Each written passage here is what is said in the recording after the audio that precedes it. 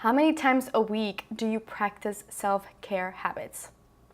Well, let me tell you something. Ever since I've been putting more effort into this in my life, I've noticed a significant improvement in my health and productivity. And in today's video, I want to give you some tips to help you do the same. Welcome to the Viva Naturally channel, where we help you to manage your energy and health to boost performance. So I've been doing some brainstorming about this and made a list of some of the things that I've been doing over the past months and even years. So whatever you can get out of today's video and some of the tips that I'm going to give you, one or two things that you can implement will come a long way. All right, so the first thing that I want to talk about is actually making time for self-care practices. And because there's only 24 hours in a day and we only have a limited amount of time, I want you to prioritize. And for that, you might have to say no to certain things, whether it's in your personal or professional life. Look at the things that could really either wait, could be delegated, or simply right now is not a good time and you can take on those projects at a later date. If you're someone who has FOMO or fear of missing out, then think about it from a different light. Think about that if you put yourself first and you take time to do self-care practices, you will become better and maybe even better projects will come into your life. So make sure that you prioritize and that you look at what's important and you make time for self-care practices in the first place. Even Warren Buffett agrees with this statement. This is actually his words, and I quote, "The difference between successful people and really successful people is that the really successful people say no to almost everything." So keep that in mind. My second tip is to organize your workspace. There's something about working in an organized environment that makes you feel more productive, clear mind, gets your creative juices flowing, and boosts your energy. So when you actually take the time to organize things and maybe change them up a little bit in your daily workspace, you'll start to notice an improvement in your mental clarity and in your productivity. Next, I want you to keep positive visual reminders. One thing is to have positive affirmations, words of kindness, hearing things, saying things, and another thing is looking at these things every day. So if you have a visual board, if you have quotes that you like, you can post them in your office, in your room, in your living room, pictures of magazines of things that motivate you and that bring you happiness. Those things can often help us improve our mental clarity and our productivity as well. Next is for you to have a self-care kit and actually use it. So maybe grab a box or put it in a corner in a place in your home. All of the things that make you happy and that bring you joy. It could be pictures of happy places. It could be coloring books and crayons if you like to color, if you like to be creative, painting boards, things of that nature. It could be even a stress ball or a fidget spinner, which I don't even use as much as I should, but it's in my office anyway. A yoga mat and essential oils to diffuse. And for example, I'm gonna tell you that I use essential oils every day and I have my salt lamps in different places in my home.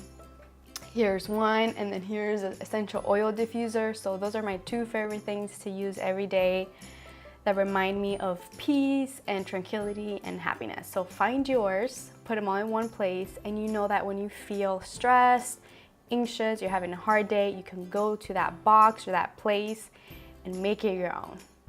My fifth tip is for you to go outside. If you can, surround yourself with nature. There's something about being surrounded with nature that helps to reduce stress, anxiety, even symptoms of depression. Studies have shown this too, and we actually have a video that talks about nature therapy. I'll put the link below so you can check it out, and I talk about all of the benefits of being outside.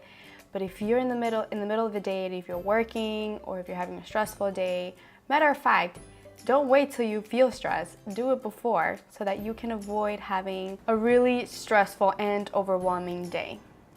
Next is for those of you who are glued to your electronic devices, whether it's your computer, your phone, your tablet, and if it's something that you do for a living, if it's part of your job, then try and take breaks ever so often throughout the day. So maybe as you start to take breaks to go outside and connect with nature, it's also an opportunity for you to take a break from technology. So don't go outside and bring your phone with you and look at your phone the whole time you're there.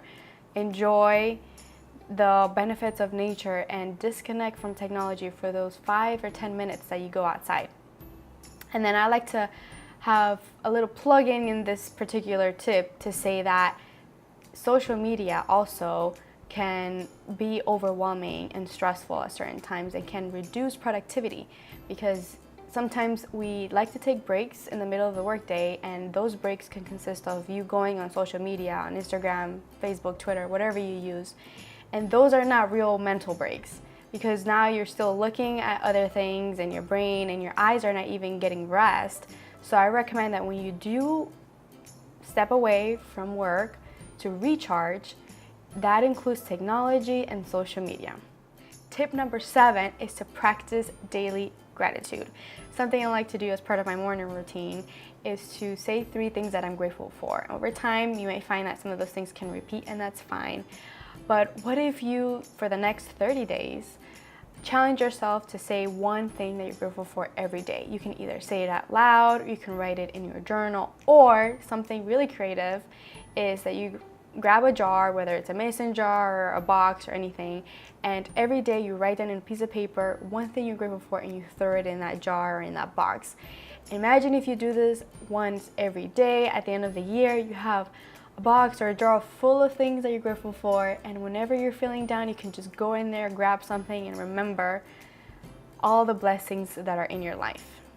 Last but definitely not least is for you to write a list of the things that you like to do, whether hobbies or things you wish you had more time to do. Oftentimes, those are the things that bring us the most joy and that are the best for self-care. So an example of that could be, if you like to paint and you're creative, then maybe painting and taking the time out of the week to, let's say, pick one day out of the week, Friday night, Sunday morning, Saturday afternoons, whichever day of the week, to designate 1 hour, 30 minutes at least to do that one thing that you like to do. And it could change. You know, maybe you've always wanted to learn yoga, and you can start looking up some videos to learn yoga, and you know that it's going to bring you health benefits. It's going to help your mind, body to balance, your energy to boost, as well as your productivity. So find something that you like to do, maybe photography. I mean, the list goes on. It is really up to you, but I want you to start doing all those things that you wish you had more time to do, and you will see the amazing results that will bring into your life. So to help you get started, how about I ask you one thing that you can do right now? Think about one thing that you're grateful for and put it in the comment section below. I'll put one as well. All right, so those were my top tips to help you practice self-care every day. And just remember that consistency is key. Once you start to implement 1 or 2 or 3 things, you'll get into the flow of feeling great. You'll start to see the benefits, and you're going to crave that every day, because this is all for your well-being in the first place. Remember to check out that video about nature therapy, as this is one of the tips that I mentioned today. I'll leave the link below so you can check it out, and I hope you liked today's video. If you did, give it a thumbs up, and remember to subscribe so that you never miss an episode that we post weekly. See you in the next video.